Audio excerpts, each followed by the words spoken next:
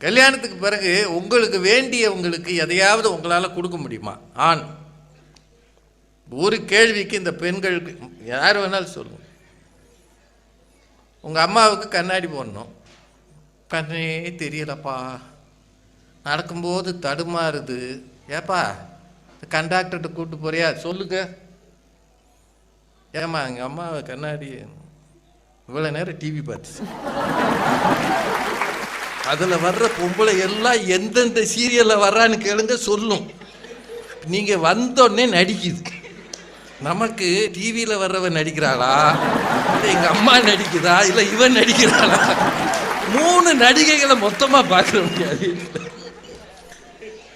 ஏய் இருந்துட்டு போட்டுமேம்மா, எங்கள் அம்மாம்மா, இன்னும் ஒரு கண்ணாடி என்ன விலை பெறும், நான் எம்பிட்டு சம்பாதிக்கிறேன், தேவைக்கு செலவு பண்ணணும்.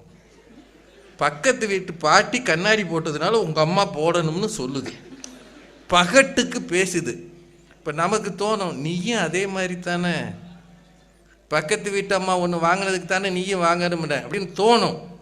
சொல்ல முடியாது, சொன்னீங்கன்னா நிம்மதி இருக்காது.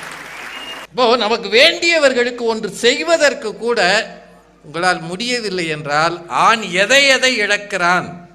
அவன் தானே ஒத்து போவதால் குடும்பங்கள் வாழ்கிறதுன்னு ஆண்கள் பேசினதுல உண்மை இருக்கா இல்லையா?